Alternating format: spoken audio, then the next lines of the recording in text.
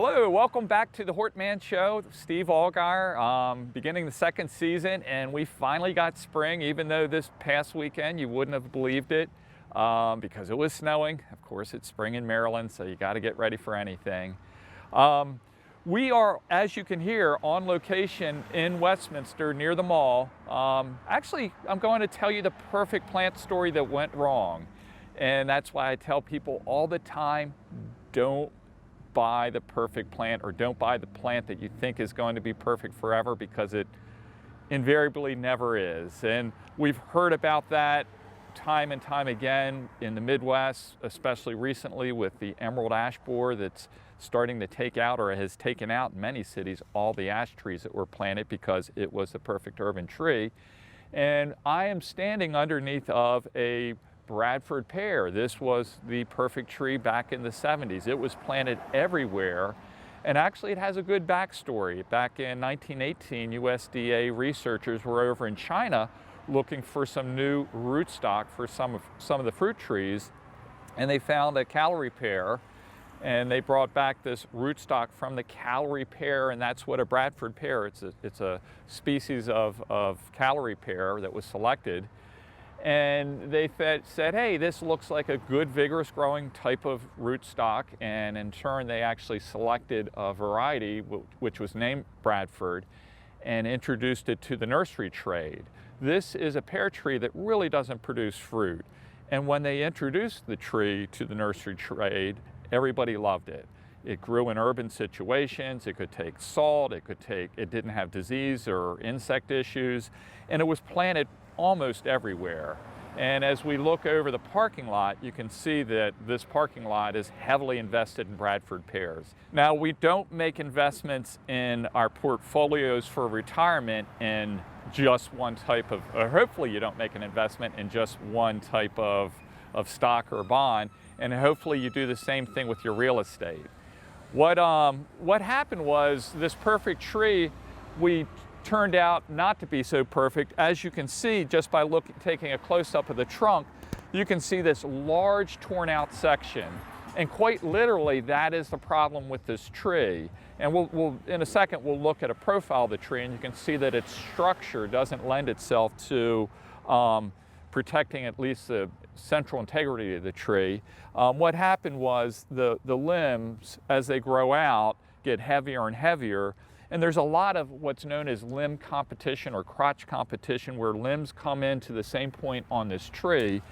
And when that load gets too heavy, or the limb becomes slightly defective, it will break off or tear away, creating these large gaping wounds.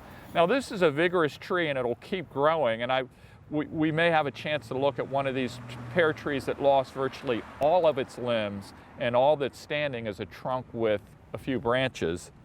So in the 90s and 2000s, early 2000s, a lot of the plants people looked at each other and said, wow, this tree is defective. Why don't we try to improve it? So they started selecting other types of Carroll pears that had better structure, that didn't have all these large lower branches. And they introduced these pears to the trade. And they had names such as Cleveland Select Pear, or Red Spire, and they were better structurally. They had a stronger central leader, and they didn't have a lot of branches competing at one point on the trunk. So structurally, they were better.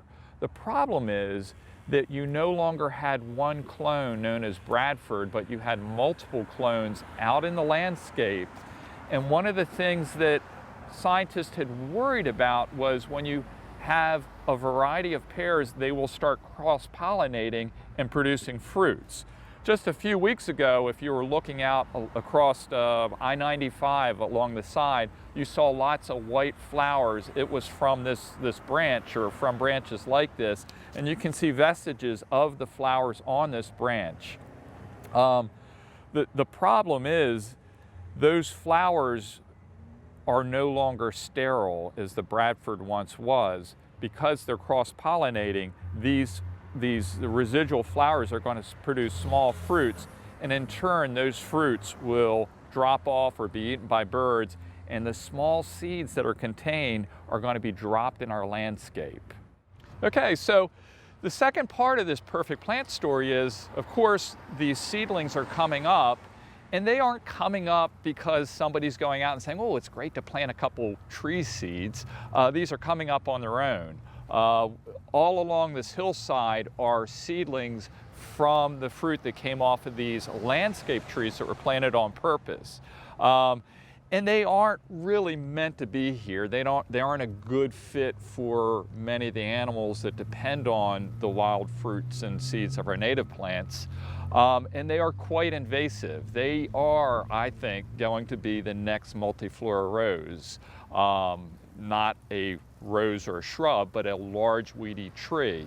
Bob Stewart, who was an extension agent with, I believe, Anne Arundel County, said it best when he wrote an article about the coming plague of pears.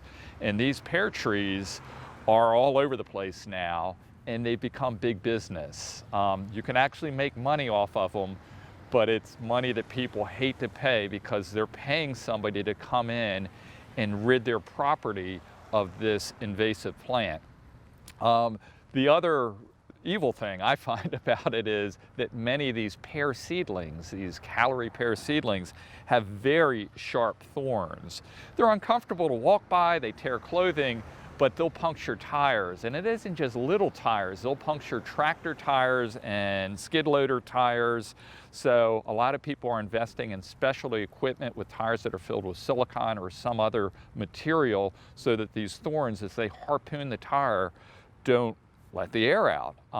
And as you get a close-up at this, you'll notice these thorns are quite stout. They're really spurs that will bear fruit, but to me, they're just plain thorns. So this will be sweeping across our landscape. Be prepared. If you see them, try and catch them early.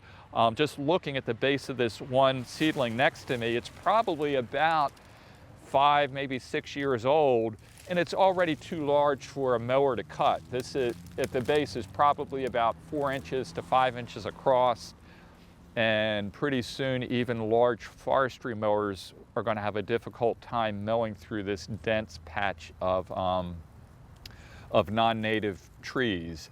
The other curse of this is as these things come in, they're displacing native plant populations. So it's a tough plant to deal with.